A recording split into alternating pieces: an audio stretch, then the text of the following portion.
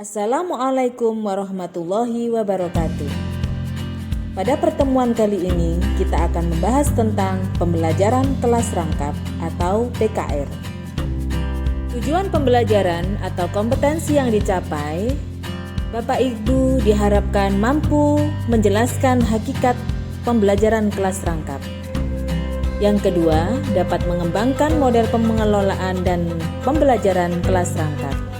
Ketiga, dapat mengorganisasikan kelas. Yang keempat, dapat memanfaatkan lingkungan sebagai sumber belajar. Kelima, menyusun rencana pembelajaran kelas rangkap. Dan yang keenam, dapat menerapkan keterampilan mengajar khusus dalam pembelajaran kelas rangkap.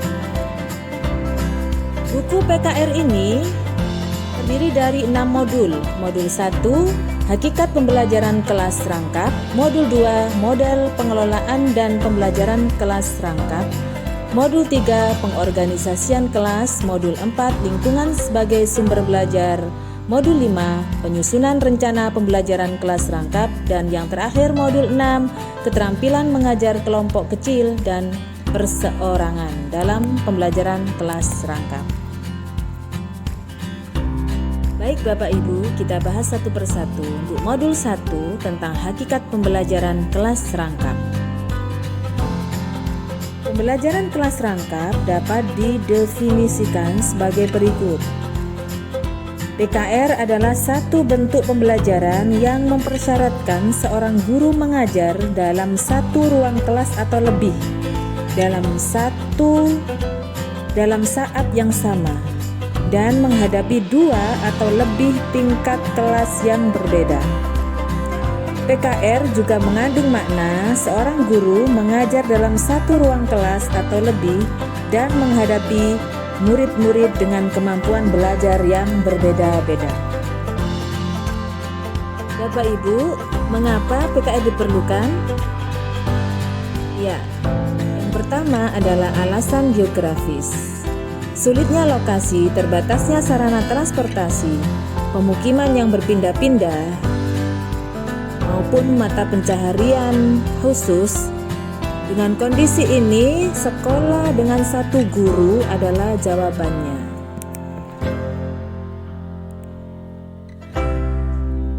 Alasan kedua terkait demografis. Untuk mengajar murid dalam jumlah kecil, apalagi tinggal di daerah pemukiman yang amat jarang penduduknya, maka PKR dinilai sebagai pendekatan pengajaran yang praktis. Di daerah perkotaan sekalipun ya, alasan demografis ini juga berlaku. Selanjutnya, kurangnya guru. Walaupun jumlah guru secara keseluruhan mencukupi, sulit untuk mencari guru yang dengan sukacita siap mengajar di daerah. Keterbatasan jumlah guru ini, maka PKR adalah solusinya. Selanjutnya, karena terbatasnya ruang kelas. Nah, alasan berikutnya adanya guru yang tidak hadir karena absen, sakit, atau izin. Nah, PKR ini juga bisa menjadi solusi. Dan alasan-alasan yang lain. Baik Bapak Ibu, apa tujuan, fungsi, dan manfaat PKR? Yang pertama adalah quantity dan equity. PKR memungkinkan kita untuk memenuhi asas quantity, yaitu jumlah, dan equity, yaitu pemerataan. Dengan mengoptimalkan sumber daya yang ada, dengan jumlah guru yang kita miliki saat ini, kita dapat memberikan pelayanan pendidikan dan pengajaran yang lebih luas dan mencakup jumlah murid yang lebih besar. Itu asas kuantiti. Bersama dengan itu, kita pun mampu memberikan pelayanan yang lebih merata dan adil. Ya, ini menurut asas equity. Selanjutnya adalah ekonomis ya. Dengan seorang guru atau beberapa guru saja proses pembelajaran dapat berlangsung. Tujuan, fungsi, dan manfaat berikutnya ini dari aspek pedagogis.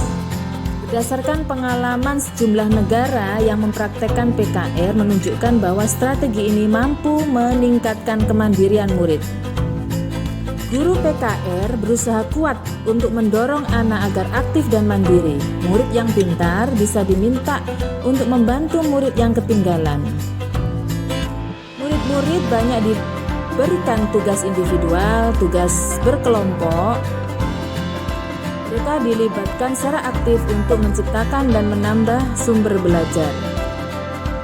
Selanjutnya, faktor keamanan. Tujuan, fungsi, dan manfaat yang terkait keamanan ini pemerintah dapat mendirikan SD di lokasi yang mudah dijangkau oleh anak. Bapak Ibu, prinsip apakah yang mendasari PKR? Prinsip yang mendasari PKR adalah yang pertama, keserampakan kegiatan pembelajaran. Dalam PKR, guru menghadapi 2 kelas atau lebih pada waktu yang sama. Oleh karena itu, prinsip utama PKR adalah kegiatan pembelajaran terjadi secara bersamaan atau serempak. Yang kedua, kadar tinggi waktu keaktifan akademik.